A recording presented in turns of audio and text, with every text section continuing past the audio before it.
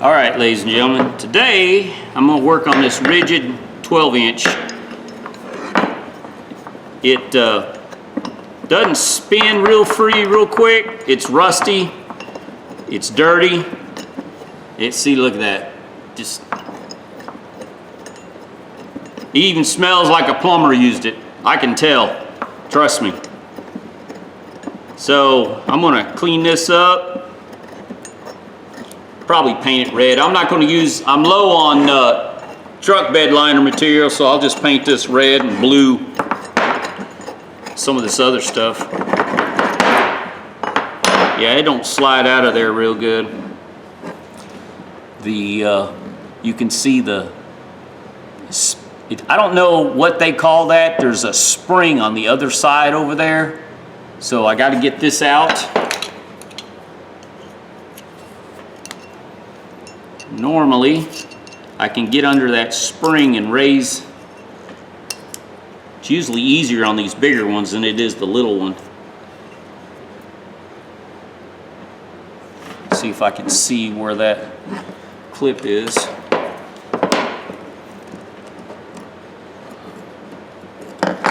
Hang on a second. Something I can't see. Ah, there it is. Where's my little bitty screwdriver? This one will work.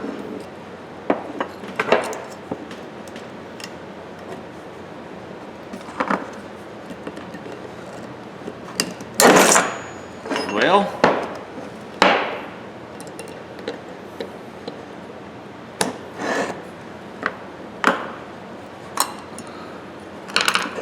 get this thing out. Maybe I can go down with it. Hang on a second, I'm looking. No, I need to go up with it.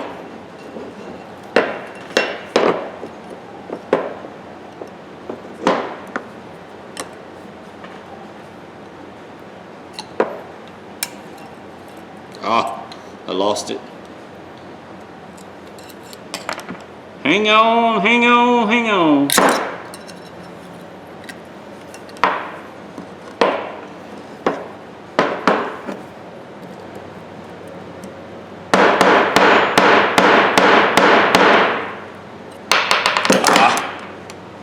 Almost.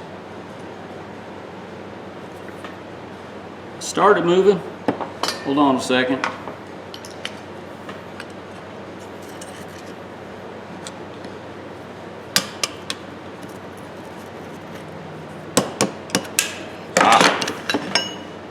can see I'm moving it slowly but surely.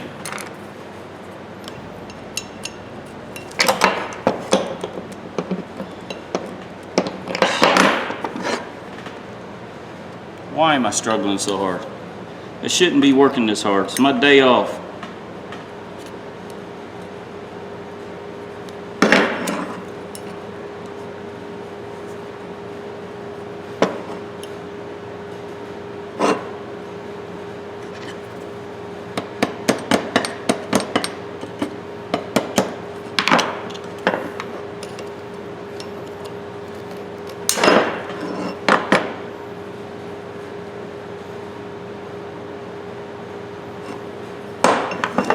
I guess I'm gonna have to put it in the vise because I need a third hand to hold it while I tap that clip out. I'll be right back. All right, I had to tap it out through the top. Came out this way. And there's a spring. And the spring, let me put it on the magnet so I don't lose it. The spring goes right there. There's a hole, there's a pocket right in there, right there. And this part of the clip, see where it raised up right there? That fits right there. See if you guys can see that. I can't tell what I'm doing with the camera, sorry. Right in there. And that's it. There's not much to these. And see, this is a Ridgid heavy duty Elyria, Ohio, and sometimes, usually, most of the time, there's a code date on these. You clean them up real good. Look how rusted that one is. Look. It needed to be cleaned up. It just, because it didn't move very well, and then it's really heavily rusted down in there. So I'm gonna clean this real good and then blue these parts and then paint the rest of it. It'll make a good tool. And I mean, I don't know what they sell for, but a new wrench has got to be $35, $40, something like that. And I can't complain for $5. I'll clean it up, put it back together. And all I'm gonna do to this, I'm gonna, like I did the other one, I just clean it real good and then blue it and then put it back together. All right, you know what? I may throw this in some vinegar too. Yeah, I might as well just throw this in the vinegar and then, yeah, that'll work. All right, I'll be back later.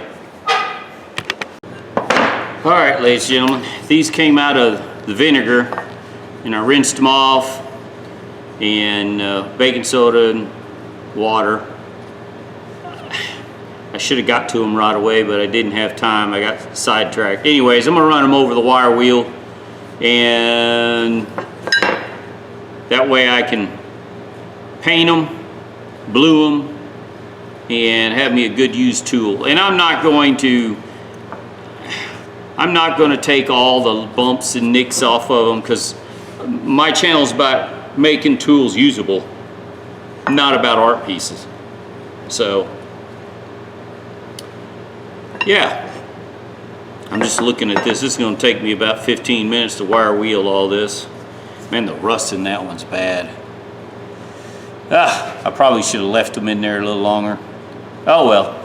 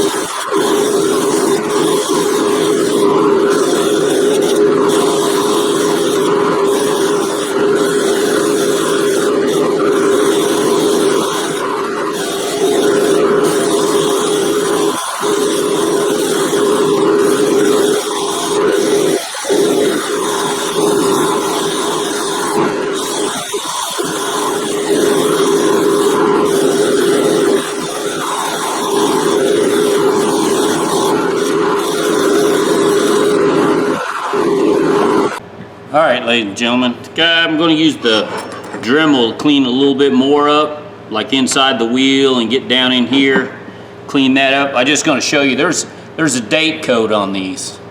I believe this is called the dynamic jaw. I don't care. Top jaw. Mine is a B-6-1, which that would be February 6th of either. I'm not sure how there's a way to date these parts of this jaws, but I'd venture to say this is either 71 or 81, somewhere around like there. It could even be 91. But anyways, there's a date code on these, and they're more sought after for like the World War II and the older bottom jaw where it's squared. Anyways, I just thought that was interesting. So, you know, this thing's not brand new at that by any means, but it's got some age. So I'm gonna take a Dremel, clean it up a little bit more.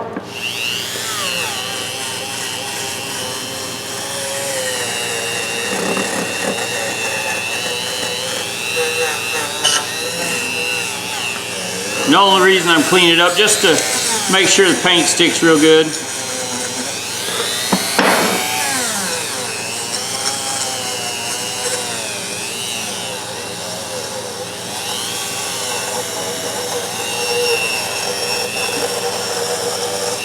Like that. I'll be back. All right, since I got it out, it's left over for some other stuff. I'm gonna go ahead and blue this while I got it out.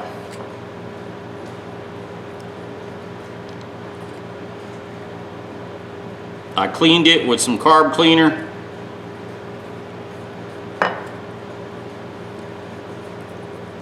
And now I'm bluing it. It's taking pretty good.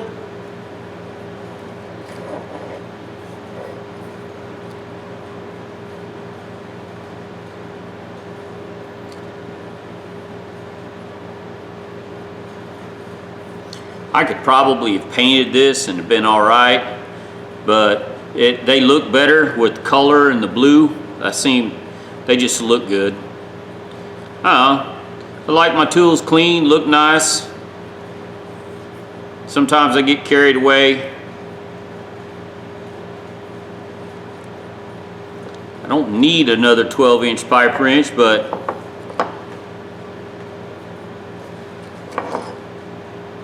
for the money, I couldn't beat it.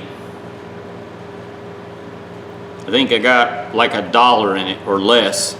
I actually got like, I think I got 6, I might have to look at that video. I've got like 6 items for $5.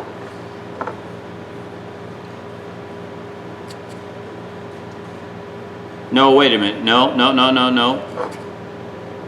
This was $2.50 because I got this and the crescent wrench, the adjustable wrench from the pawn shop for $5, and a 10mm and an extension. So yeah, you figure $1.25. Figure 4 pieces. Can't complain.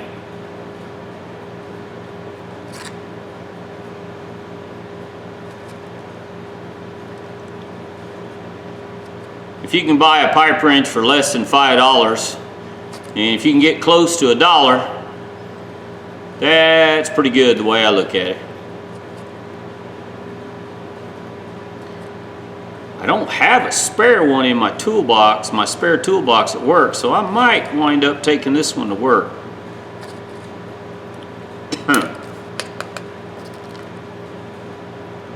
Yeah, it says don't cross-contaminate, but I am running out of material, so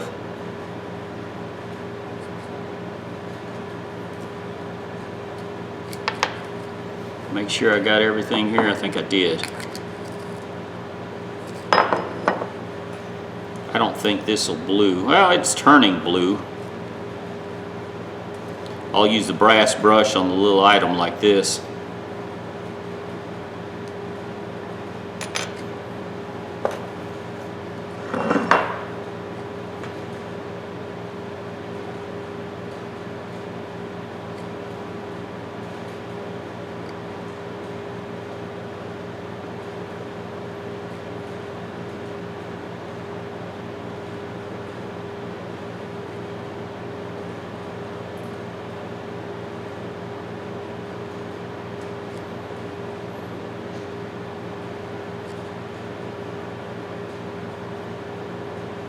Normally I paint the bottom jaw,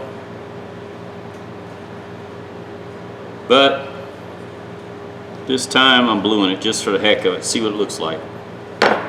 Now, get this stuff out of the way.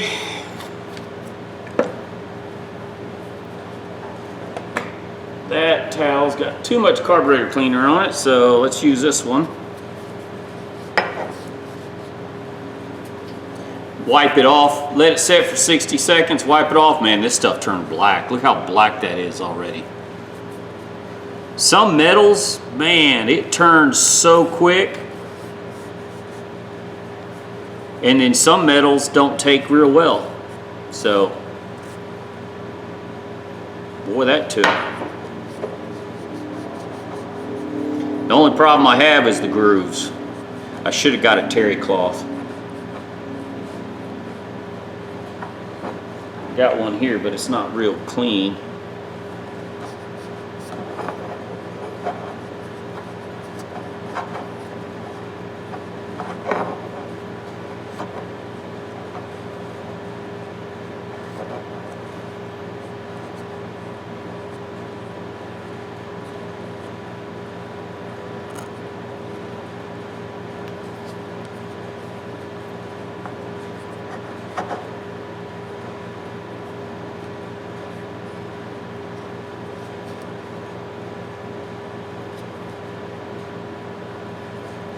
looks pretty good. Got a little bit of wet material there to get it off. Now, dry this part off.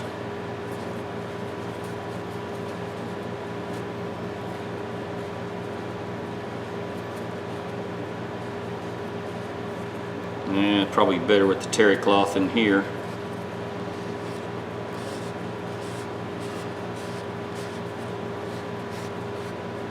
There we go. A little better.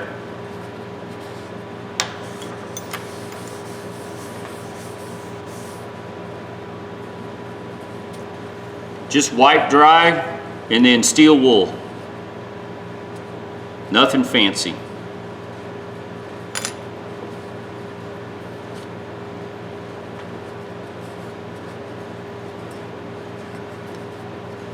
All right, now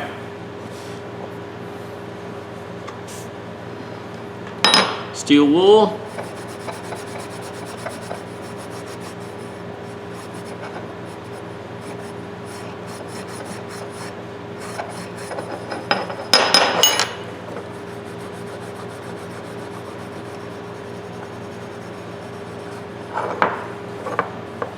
And all the bluing is for is protecting the metal.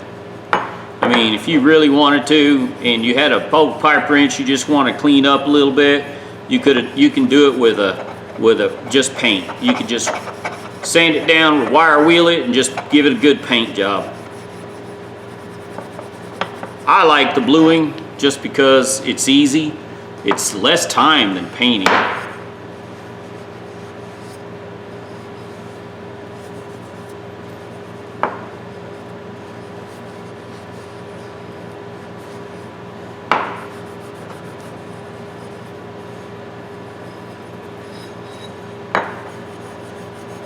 Alright, see that? Now, see the discoloration in the grooves? The threads? I'm just going to take a brass brush.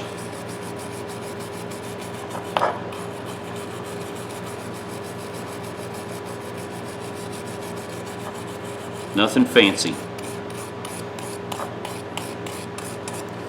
See?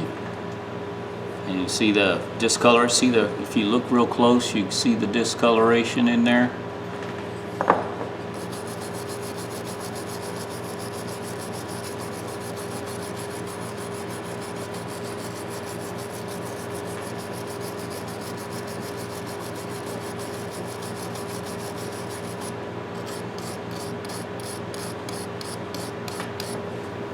See?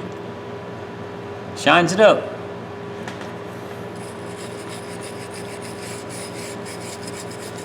I'm going to do the lettering a little bit because I can get in these corners down here in the ends. Do these. Now look, there's a good example. See that? How discolored that is?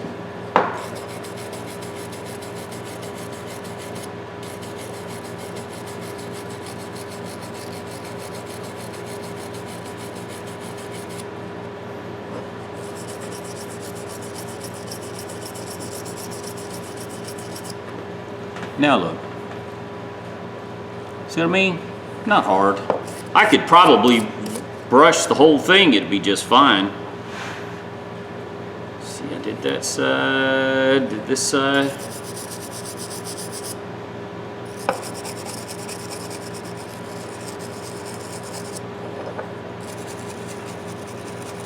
Right in that little groove down there. Man, that looks good. Nice tool there.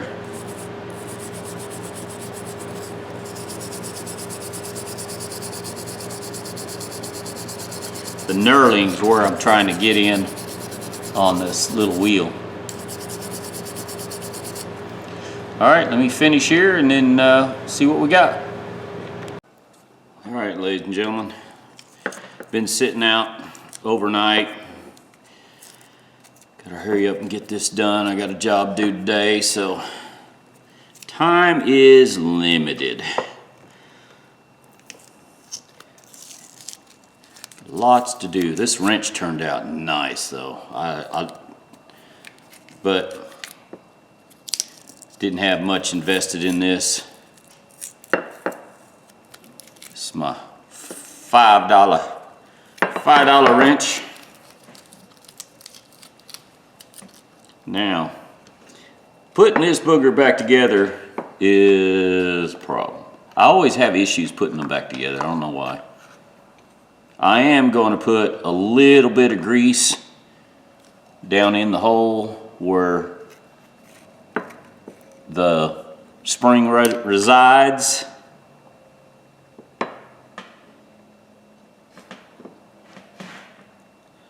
Now here's a trick. Hang on a second.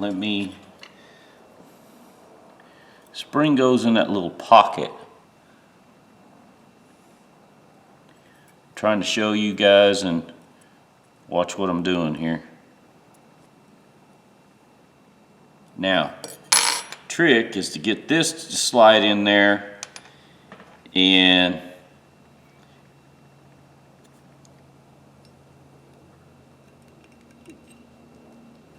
that's the trick. Looks like I got it backwards, dummy. Sorry. That little ridge part that sticks up, that goes down in that slot. Oh, stupid me, and let the spring fall out.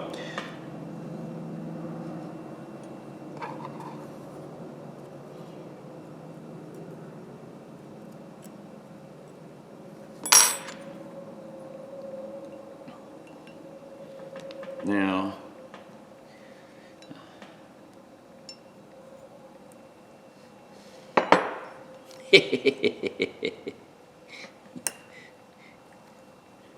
what I need to do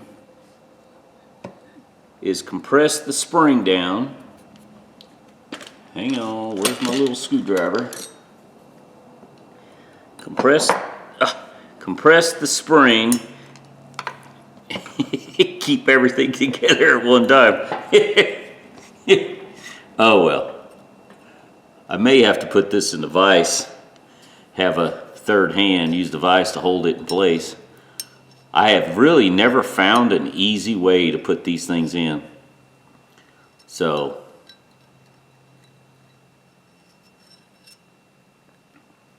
all I can do is press the spring down with the screwdriver and then slide it over.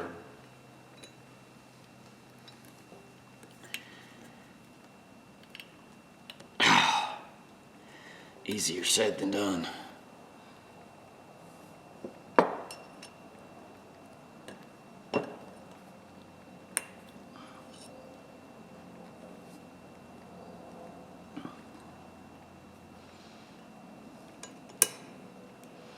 And then of course it pops up out of the hole.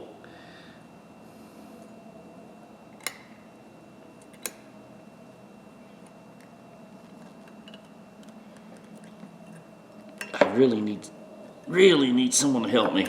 Okay, I got to put it in a vise. There's no way I can hold everything together. Be right back. All right, got it in there. Now,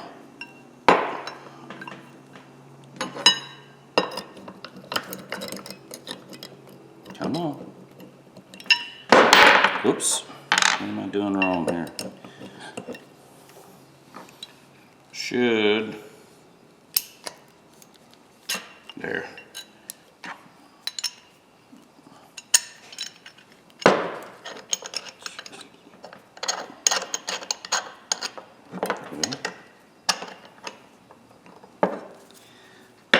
All kinds of trouble this morning.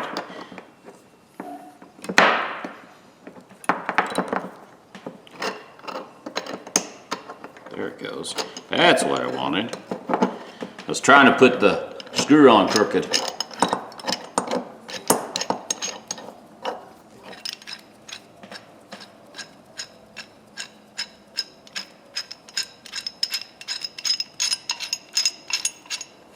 A lot easier.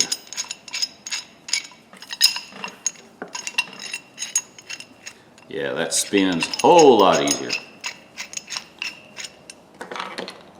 Move this off the side, and putting it in a vise, I damaged the paint already a little bit. Oh well. It's a good used tool. It's a 12-inch Ridgid.